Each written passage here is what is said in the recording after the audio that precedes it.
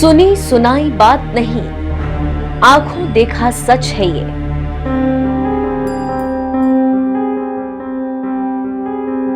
आकाश से देखा,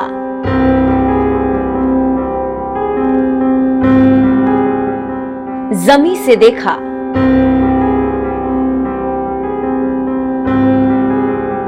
शहर को देखा,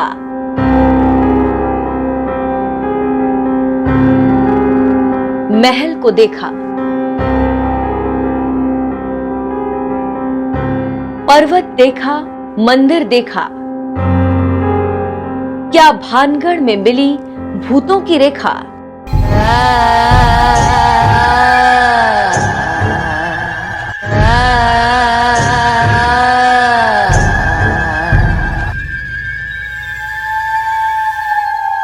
जिस नजर से भानगढ़ को बींग घुमक्कड़ ने देखा, यकीन मानिए आज तक किसी ने न देखा होगा न बताया होगा। वो सच जो आज तक छिपा रहा।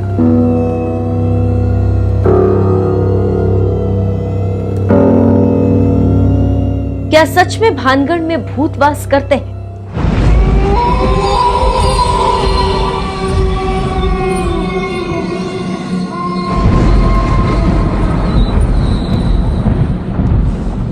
क्या आज भी भूत यहां देखे जाते हैं?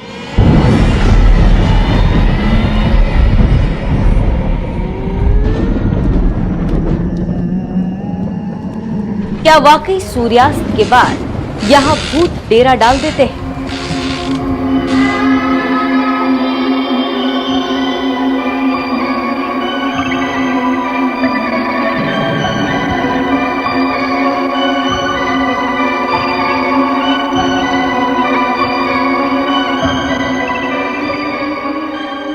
एक एक सच जानेंगे आप, क्योंकि बींग घुमक्कड़ ने जमीनी कैमरे से लेकर ड्रोन कैमरे तक, ग्राउंड रिपोर्ट से एक्सपर्ट की बातों को सुना समझा, तब जाकर ये डॉक्यूमेंट्री आपके लिए तैयार हुई। तो चलिए भूत प्रेतों के लिए कुख्यात हो चुके भानगढ़, जो बसा है अलवर जिले में अरावली की पहाड़ियों तले।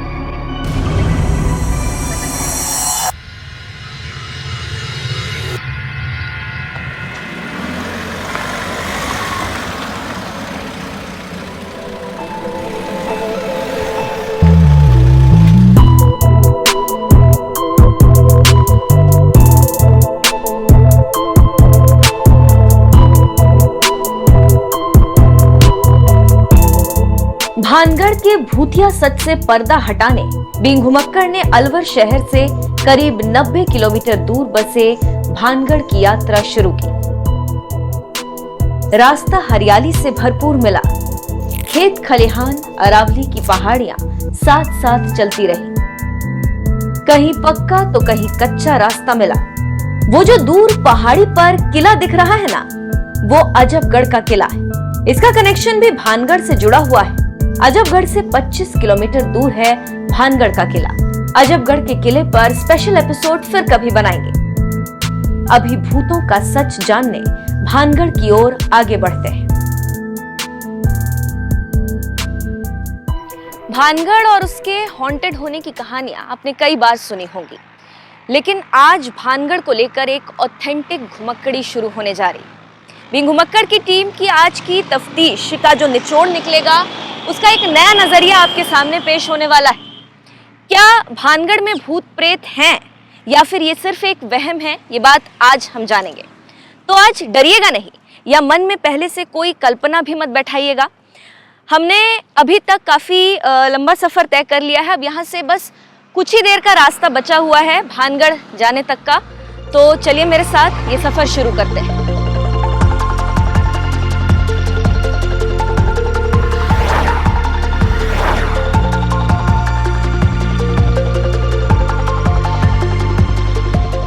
करीब 2.5 घंटे के सफर के बाद बींग घुमक्कड़ की टीम भानगढ़ पहुंची।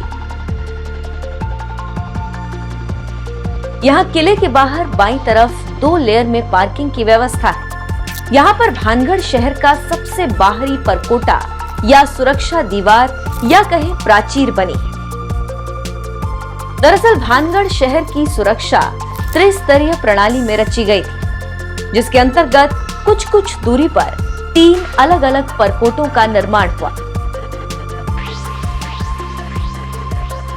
अब हम उस गेट पे पहुंच गए हैं जहां से हम भानगढ़ के अंदर जाएंगे। ये हनुमान गेट है। हनुमान गेट इसका नाम इस वजह से है क्योंकि अंदर घुसते ही हनुमान मंदिर भी पड़ता है। इसी तरह के यहाँ पे 5 गेट हैं टोटल। ये जो आप देख रहे हैं मेरे पीछे, ये परकोटा है। ये दोनों तरफ मेरे परकोटा है और परकोटे के अंदर ही 5 गेट्स और हैं इस किले के अंदर जाने के लिए।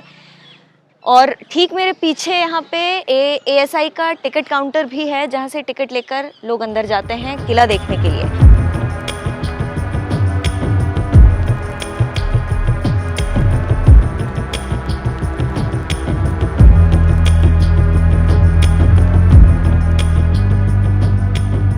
आमेर के राजा भगवंत दास ने भानगढ़ शहर को एक प्लानिंग के तहत बसाने का काम शुरू किया। वो प्लानिंग किले के इस द्वार से अंदर जाने पर नजर आती है, लेकिन इसी प्लानिंग के साथ साथ शुरू हो जाती है भूतों की कहानी। वो कहानी आप आगे जानेंगे। पहले इस मुख्य द्वार के बारे में जानिए, जिसे हनुमान द्वार कहते हैं। ऐसे ही 4 गेट भानगढ़ शहर की अलग अलग दिशाओं में बने, जिनमें Lahori gate, Ajmeri gate, Phoolbari gate और दिल्ली गेट शामिल है। भानगढ़ शहर और इसकी बनावट पर कुछ और जानकारी हमें दी इतिहास के जानकार और मशहूर गाइड निरंजन राजपूत जी ने। तो जो परकोटा है लगभग 15-20 फीट इसकी विड्थ है, चौड़ाई है, जिस पे सैनिक पैदल भी जा सकते हैं, घोड़े भी दौड़ा सकते हैं। अच्छा। और बाहर का जो ये भानगढ़ का जो इलाका है शहर का, उस पूरे इलाके की निगरानी कर सकते हैं, रक्षा कर सकते हैं। और बाहरी पहला जो परकोटा है बहुत मजबूत बनाया गया, क्योंकि बाहर से ही अटैक होने की संभावना थी। भानगढ़ का जो पश्चिमी इलाका है जहाँ पहाड़ हैं वो नेचुरली प्रोटेक्टेड है। तो ये जो पांचों ये परकोटे हैं, ये 5 दरवाजे हैं, ये एंट्री गेट हुआ करते थे। और मुख्य जो दरवाजा है वो हनुमान गेट है, क्योंकि जैसे ही हम एंट्री करते हैं दाईं तरफ हनुमान जी का बहुत बड़ा विशाल मूर्ति है। और हनुमान जी पावर के को रिप्रेजेंट करते हैं, प्रोटेक्टर माने जाते हैं। तो संकटों से रक्षा करने वाले हैं बजरंगबली, इसलिए हनुमान गेट मुख्य दरवाज़ा है, जहां से होते हुए आप जौहरी बाजार, और जौहरी बाजार को जब आप क्रॉस कर जाएंगे तो VIP जोन आ जाएगा, जहां पर आपका पैलेस एरिया स्टार्ट होता है।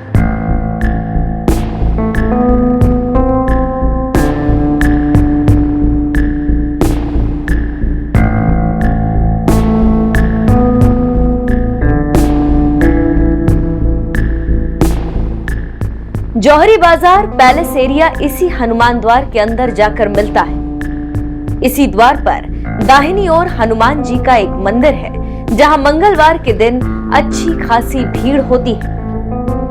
यहीं पर पुरातत्व विभाग वालों ने अपना बोर्ड लगाया, जिसमें भानगढ़ किले का इतिहास लिखा गया। कुछ साल पहले तक यहाँ पर एक और बोर्ड लगा था, जिस पर लिखा था सूर्यास्त के बाद अंदर जाना मना है। यहाँ से चंद कदम आगे बढ़ते ही एक बोर्ड पर भानगढ़ शहर का मानचित्र बनाया गया है।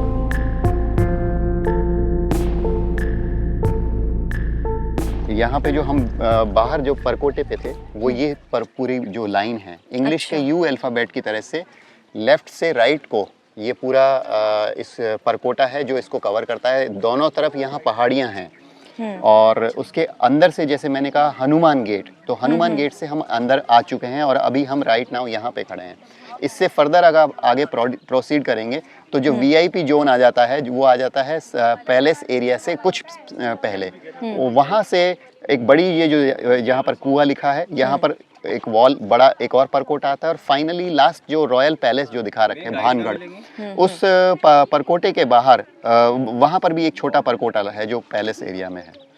तो ये सब देखते हुए हम आगे हम बढ़ेंगे। अच्छा, तो अभी मतलब ये जो अवशेष लिखा हुआ है ये इस साइड पे हमारे, हाँ, रूइंस का मतलब है कि जो भी यहाँ आबादी होती थी और जिनको ढहा दिया गया यहाँ पर भानगढ़ को डिस्ट्रॉय करते हुए, ये उनके रूइंस हैं। ओके।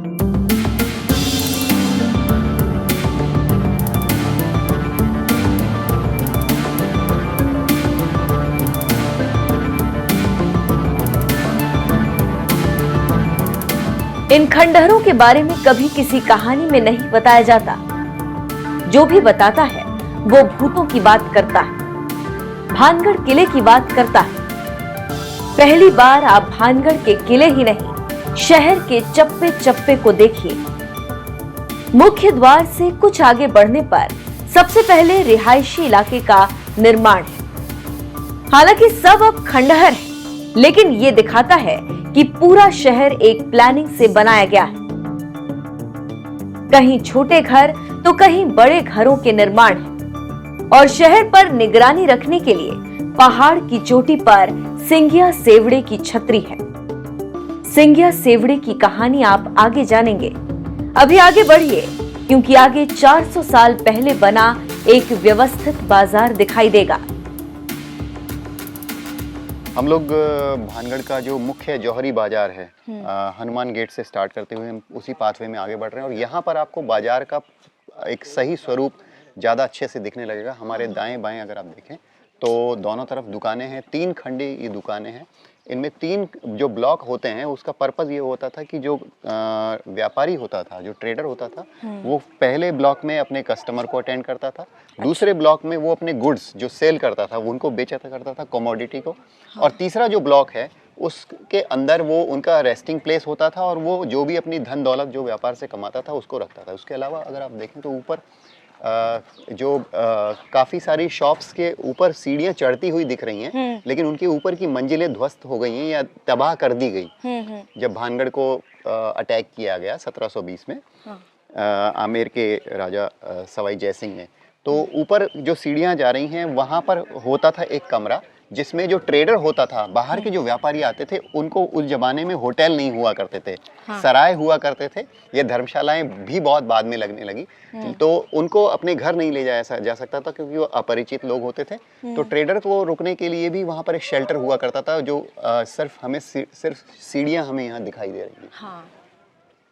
तो वो एक हिस्सा हो जहाँ पे वो लोग रेस्ट करते थे। हाँ, रेस्ट करते थे। बाजार जब बंद हो जाएगा, रात को व्यापार खत्म हो जाएगा, तो उनको कहीं जाके रुकने का शेल्टर चाहिए। तो वो शेल्टर के तौर पे दुकानों के ऊपर ही एक एक जिसको कहते हैं कमरा बोलते थे, वो बनाए हुए थे।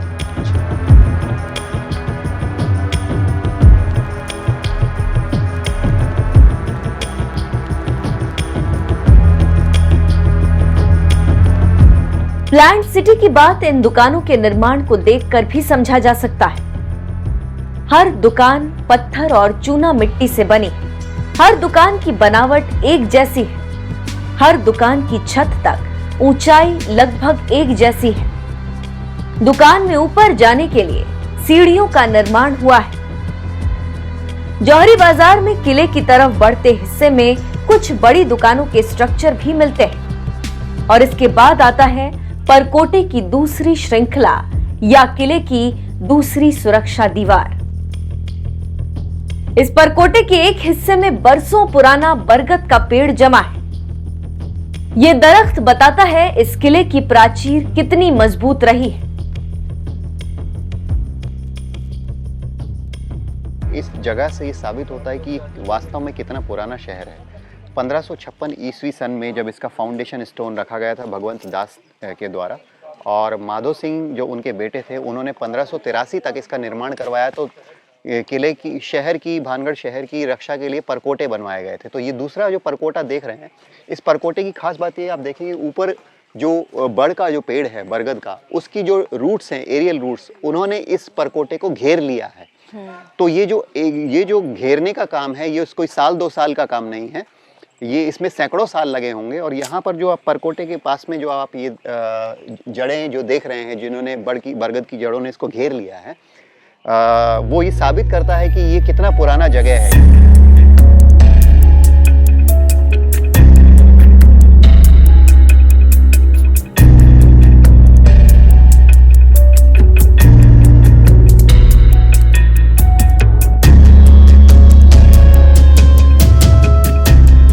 दूसरे परकोटे को पार करने के बाद मुख्य द्वार आता है। यहाँ पर अंदर जाने और बाहर निकलने की त्रिस्तरीय व्यवस्था है। अभी जहाँ लोहे के द्वार नजर आ रहे हैं, पहले यहाँ पर भारी भारी लकड़ियों के द्वार हुआ करते थे। इसके आगे का हिस्सा बहुत खूबसूरत है। इस स्थान से किले तक खुला मैदान है।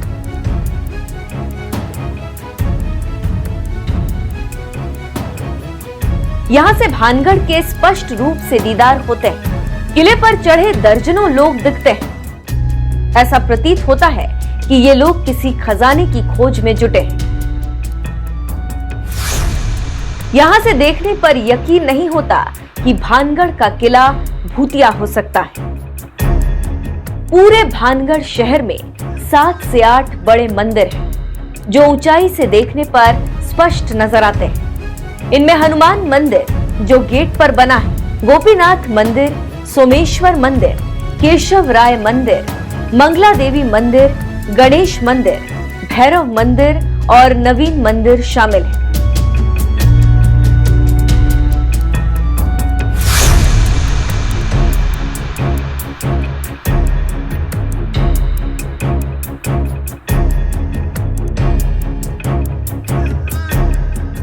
सोमेश्वर मंदिर के अंदर एक शिवलिंग है। सामने नंदी महाराज विराजे हैं। मंदिर का स्ट्रक्चर भी सदियों पुराना है। कुछ ऐसा ही नजारा गोपीनाथ मंदिर में भी दिखता है।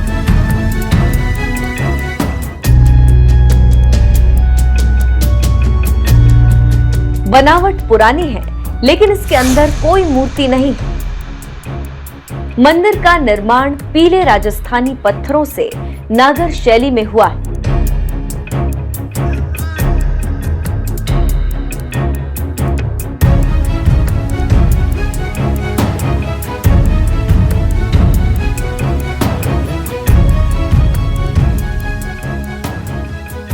पैलेस कॉम्प्लेक्स, उस एरिया में हम आ चुके हैं। पैलेस कॉम्प्लेक्स में अक्सर आपको भव्य बिल्डिंगें दिखती हैं और उनमें ऑफ कोर्स क्योंकि हमारा जीवन का हिस्सा है आध्यात्मिकता, तो हमारे जो देवी देवता हैं, जैसे हमारे घरों के दरवाजे पे भी, चौखट पे भी हम गणेश गणपति को, जिनको भी हम मानते हैं, उनको रखते हैं। इसी तरीके से राजप्रासाद का जो प्रमुख ये जो एरिया है, इसमें हमारे पीछे गोपेश्वर जो मंदिर है, गोपीनाथ मंदिर भी बोलते हैं, गोपेश्वर, वो दोनों का मतलब भी यही है कि लॉर्ड ऑफ द गोपीज। अच्छा। तो ये जो मंदिर है ये नागरी स्टाइल में बना हुआ है जी। और नागरी स्टाइल में जो मंदिर की कल्पना है वो एक स्त्री के शरीर के रूप में की गई है, जिसमें गर्भगृह जो होता है वो सेंक्टम सेंक्टोरियम या चैम्बर, वूम चैम्बर होता है, जिसमें वो देवी देवता जिनको वो डेडिकेटेड है वो है। इसके आगे हम बढ़ेंगे तो उस तरफ आपको खंडहर, जो भानगढ़ की जो आज 4 मंजिलें रह गई हैं, वो दिखेगा।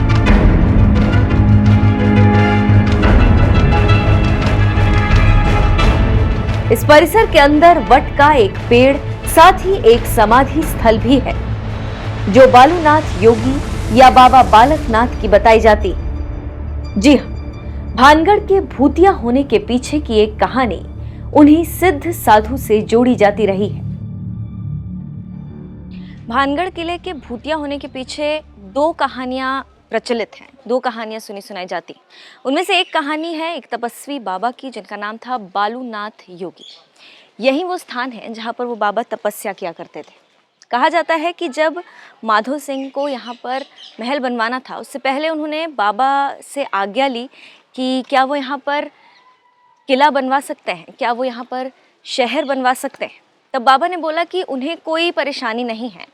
बाबा ने कहा कि वो किला बनवा सकते हैं, लेकिन किले की छाया उनकी तपोस्थली पर नहीं पड़नी चाहिए।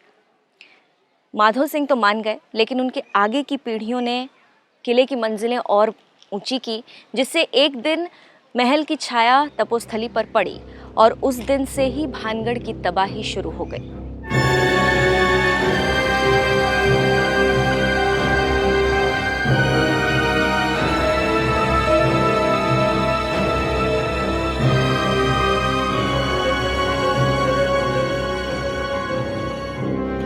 अभी आप भानगढ़ पैलेस को बाहर से ही देखिए, आप इसमें 4 फ्लोर ही देख रहे होंगे, लेकिन पहले ऐसा नहीं था। कहा जाता है अपने निर्माण के कुछ वर्षों बाद ये धीरे धीरे 7 फ्लोर तक पहुंच गया। यहां से आगे बढ़कर आता है किले का सबसे पहला सुरक्षा चक्र, जो आज भी बुलंदी के साथ खड़ा है, अपने 450 साल के इतिहास को बताता हुआ। यहाँ तक पहुँचने पर कहीं भी नहीं लगता कि ये इलाका भूतहा रहा होगा। हम लोग फाइनली भानगढ़ जो नगर है उसके गढ़ यानी कि फोर्ट्रेस के फाइनल जो परकोटा है, तीसरा परकोटा, उस पे आ चुके हैं। ये लास्ट अगर मैं शहर के हिसाब से देखूं तो लास्ट वो है साइट जो सुरक्षा दीवार बनाई गई थी, और राजप्रासाद या महल की तरफ से देखूं तो पहली सुरक्षा दीवार है। जो राजा रानियां जो यहाँ रहते थे उनके शाही परिवार की सुरक्षा के लिए ये परकोटा बना हुआ था। और इसके आगे जैसे ही हम थोड़ा आगे बढ़ेंगे, यहाँ पर गार्ड्स, फाइनल जो best of the best guards उनके रहे होंगे, वो यहाँ पर हर आगंतुक को आने से पहले उसकी पूछताछ करते थे और फिर उनको आगे प्रवेश दिया जाता था।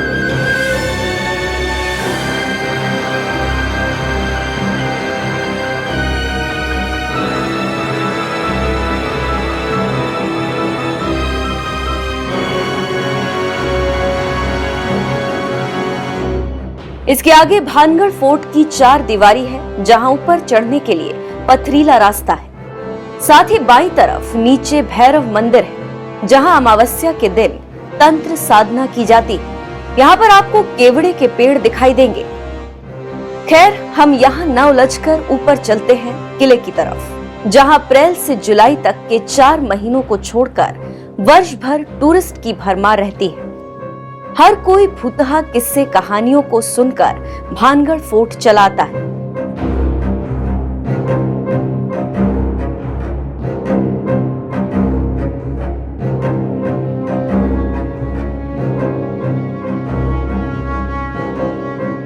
ये दोनों तरफ बाएं और दाएं तरफ अगर आप जाएंगे, ऐसा लगता है कि यहाँ से कोई रास्ता लीड करता है, पर वास्तव में ऐसा कोई कुछ भी नहीं है। अच्छा। और जैसा एंट्री करते ही हमने देखा कि यहाँ पर राजपूत स्टाइल ऑफ आर्किटेक्चर, जिसमें बहुत ज़्यादा आर्चेज हैं, वो बने हुए हैं। और ये जो दरवाजे हैं मुगल स्टाइल ऑफ आर्किटेक्चर, क्योंकि दोनों का अलायंस था। हाँ।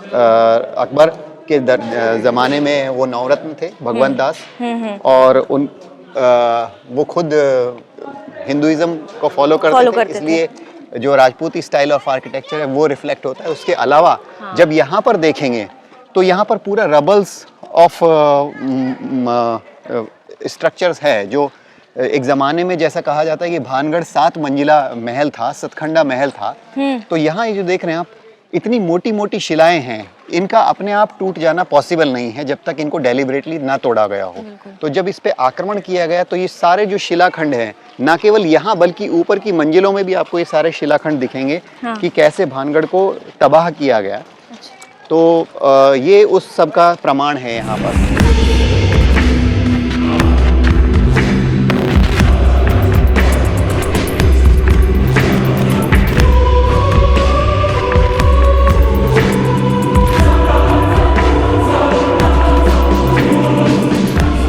भानगढ़ किले के ग्राउंड फ्लोर से ऊपर चप्पे चप्पे को बिंघमक्कड़ ने छान मारा।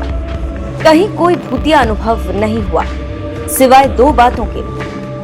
पहला ये कि किले की दीवारें आज भी मजबूत हैं। इन दीवारों को बहुत मेहनत से और बेहद करीने से बनाया गया है। दूसरा अनुभव ये कि किले के अंधेरे से भरपूर कमरों को हजारों चमगादड़ों ने अपना अड्डा बना लिया है, जहां से हर दम गंध आती है। वहां एक पल के लिए भी ठहरना मुश्किल हो जाता है।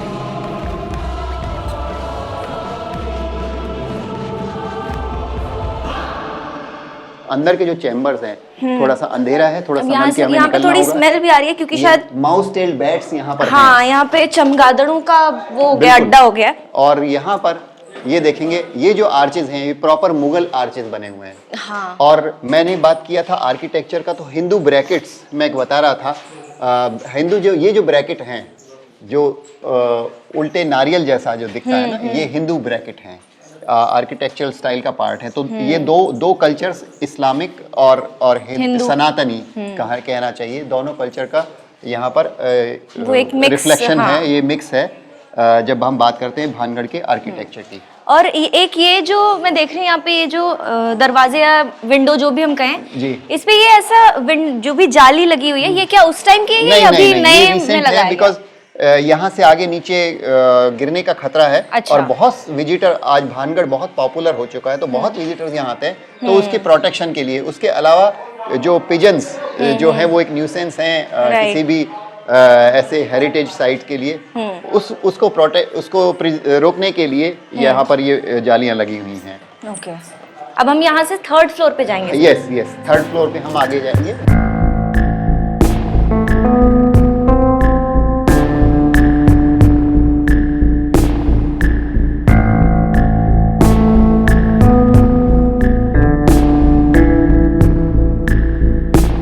तीसरे फ्लोर पर भी कुछ सीढ़ियों से चढ़कर जाना पड़ता है।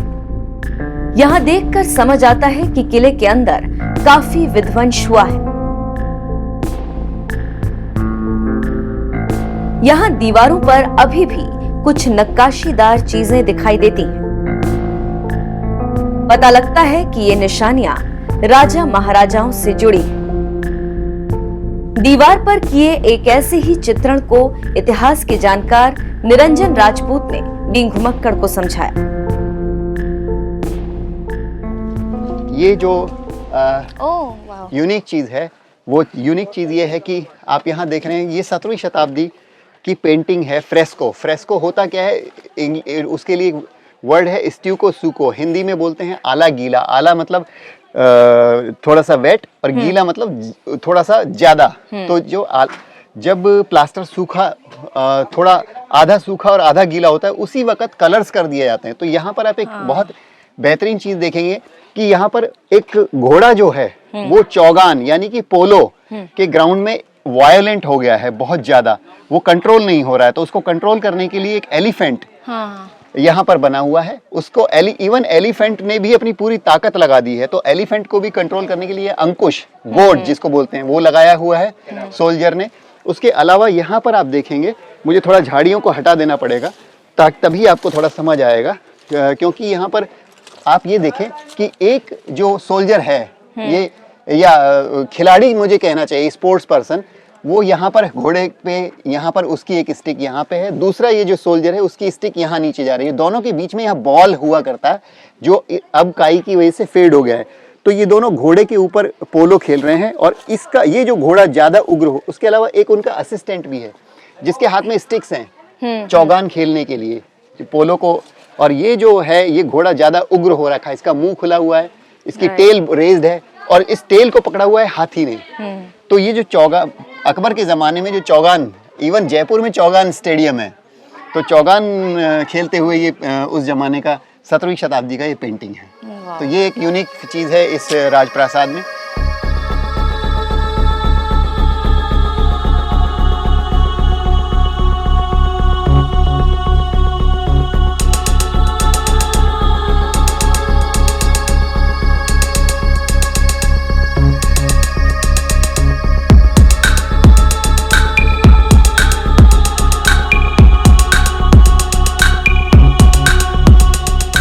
इस तीसरे फ्लोर से पहाड़ पर बनी वो छतरी काफी नजदीक प्रतीत होती है। सोचिए, ये तीसरा फ्लोर है, इसके ऊपर 7वें फ्लोर से तब वो छतरी किले के कितने नजदीक आ जाती होगी।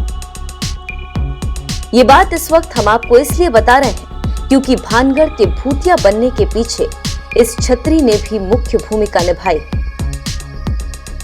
कहा जाता है भानगढ़ किले में कुछ सालों बाद एक राजकुमारी हुई जिसका नाम था रत्नावती, जो बहुत खूबसूरत थी, जिसके चर्चे दूर दूर के राज्यों तक फैले थे। राजकुमारी रत्नावती किले की सबसे ऊपरी हिस्से में अक्सर टहला करती थी। कहा जाता है उस छतरी से एक सन की तांत्रिक राजकुमारी को देखा करता था। भानगढ़ किले के भूतिया होने को लेकर जो दूसरी कहानी राजकुमारी रत्नावती को लेकर फैली, उसके बारे में भी आप जान लीजिए। कहते हैं कि उस जमाने में भानगढ़ किले के ठीक ऊपर एक छतरी हुआ करती थी, जो आप देख सकते हैं अभी यहाँ से। उस छतरी से पूरे शहर पर निगरानी रखी जाती थी। उसी छतरी में एक तांत्रिक रहता था जिसका नाम था सिंगिया सेवड़ा। वो तांत्रिक रोज वहां से बैठकर यहाँ राजकुमारी रत्नावती को देखा करता था और उसे अपने वश में करना चाहता था। तो एक दिन उस तांत्रिक ने एक अभिमंत्रित तेल का कटोरा राजकुमारी के लिए भिजवाया। राजकुमारी तांत्रिक की चाल समझ गई और उसने उस तेल के कटोरे को फेंकवा दिया। तो वो तेल जिस चट्टान पे जाकर गिरा, उस अभिमंत्रित तेल से वो चट्टान तांत्रिक के ऊपर जा गिरा और वो तांत्रिक मरने से पहले पूरे भानगढ़ शहर की बर्बादी का श्राप दे गया।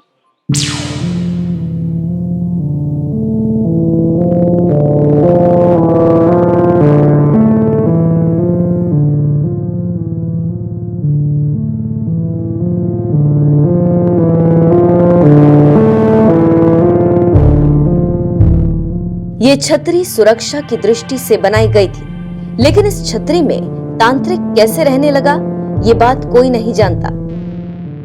एक कहानी ये भी कही जाती है कि तांत्रिक बाजार में राजकुमारी का पीछा किया करता था और उसकी मौत का कारण राजकुमारी रत्नावती ही बनी। कहानियां फैली हैं कि तांत्रिक के श्राप के कुछ वक्त बाद ही भानगढ़ में मौतें होने लगी और ये शहर खाली हो गया। एक कहानी ये भी कही जाती है कि भानगढ़ के राजाओं ने खुद भूतिया घटनाओं के बारे में अफवाह उड़ाई, क्योंकि उन्होंने अकूत दौलत यहाँ गाड़ी हुई थी। ये सब दुश्मनों के यहाँ पर अटैक से बचने के लिए किया गया था। वैसे भूतों के किस्से कहानियां साल 2 साल में नहीं फैले। माना जाता है इसके पीछे सालों पुरानी घटनाएं हैं। इनमें सबसे बड़ी और तथ्यात्मक घटना के बारे में हमें निरंजन राजपूत ने बताया। मैंने कभी भूत नहीं देखा। यहाँ जो लोग विजिटर्स जो आते हैं, आई थिंक उन्होंने भी किसी ने फिजिकली भूत नहीं देखा। बट यहाँ भूत होंगे क्यों, ये एक बड़ा सवाल आता है। तो होने का जो सवाल है वो हिस्टोरिकल फैक्ट्स भानगढ़ का ये है कि भानगढ़ को अकबर के कहने पर आमेर के जो राजा सवाई जयसिंह थे, जो भानगढ़ के राजाओं के क्लोज रिलेटिव भी थे, उन्होंने 1720 में 1720 ईस्वी सन में भानगढ़ में अटैक किया और लार्ज स्केल मैसेकर नरसंहार यहाँ पे हुआ। नरसंहार में जो लोग मारे गए वो अकाल मौत मरे थे और 19 गांवों की जो पॉपुलेशन आजू बाजू, बाकी के 18 गांवों की जो पॉपुलेशन थी आजू बाजू, उनके अंदर फियर, एक तो जान का खतरा था, दूसरा दिक्कत ये थी कि जो लोग यहाँ मरे थे, अकाल मौत मरे थे, उनके फाइनल राइट्स यानी कि क्रियाकर्म जिसको बोले कपाल क्रिया, ये पिंडदान जैसी क्रियाएं नहीं हुई। तो एक बिलीफ सिस्टम जो हमारा है कि जो लोग के क्रियाएं, अंतिम क्रियाएं पूरी नहीं होती हैं, उनकी आत्माएं भटकती हैं। तो ये एक आइडिया से जो भूत का एक कॉन्सेप्ट यहाँ भानगढ़ के फिजाओं में मौजूद है। और जो बात आती है कि भूत को फिजिकली किसी ने देखा है, मेरे ख्याल से किसी ने नहीं देखा, लेकिन यही इस जगह का चार्म है। और यहाँ जो एक खंडर जो देखते हैं, ये कोई श्राप से बताता है, कोई तांत्रिक का श्राप बताते हैं, कोई अलग अलग डिफरेंट स्टोरीज हैं। तो finally it's a matter of perception.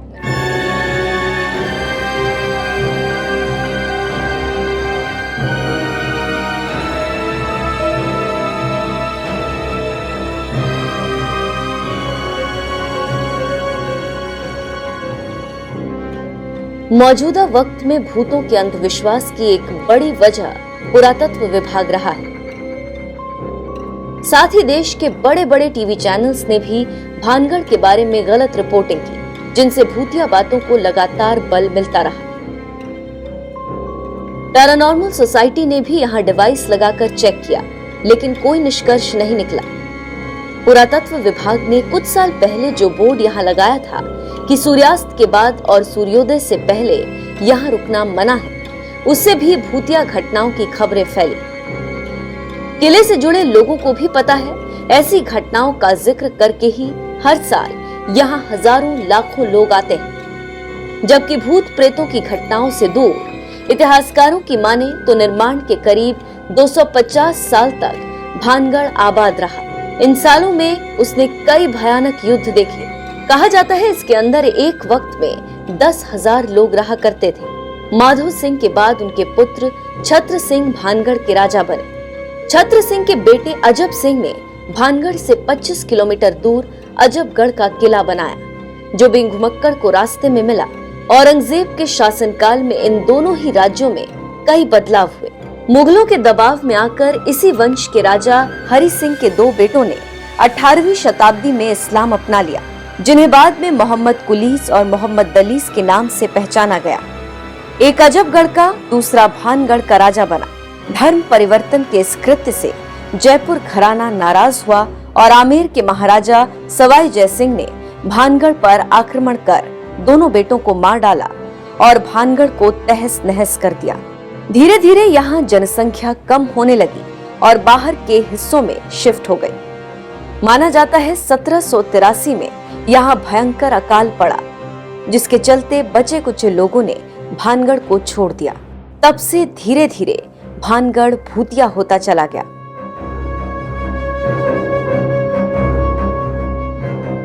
इन घटनाओं, भूतिया अंधविश्वास को भूल जाएं तो दो सच और हैं यहाँ के।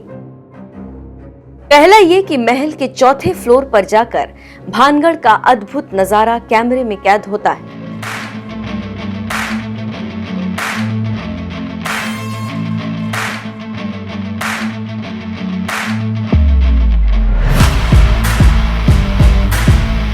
अगर आप यहां तक पहुंचे तो फोटो सेशन को जी जरूर ललचाएगा। दूसरा ये कि पुरातत्व विभाग के अंडर होने के बावजूद किले के रखरखाव में भारी कमी। आवारा लड़के यहाँ आकर नशा करते हैं, टोलियां बनाकर यहाँ वहां बेवजह घूमते हैं। इन लोगों की वजह से आम टूरिस्ट्स को काफी दिक्कतों का सामना करना पड़ता है। बींग घुमक्कड़ की यात्रा के बाद ये निष्कर्ष निकला कि यहाँ भूत के नाम पर सिर्फ अंधविश्वास और सुनी सुनाई बातें फैली हुई हैं। सच में ये इलाका बहुत खूबसूरत है, जिसे एक नई पहचान और नया विस्तार देने की जरूरत है। अगर आप भानगढ़ जाना चाहते हैं तो यहाँ पहुंचना आसान है। दिल्ली से भानगढ़ लगभग 280 किलोमीटर दूर है और आप यहाँ करीब 5 घंटे में बाय रोड पहुंच सकते हैं। जयपुर से भानगढ़ की दूरी सिर्फ 85 किलोमीटर है।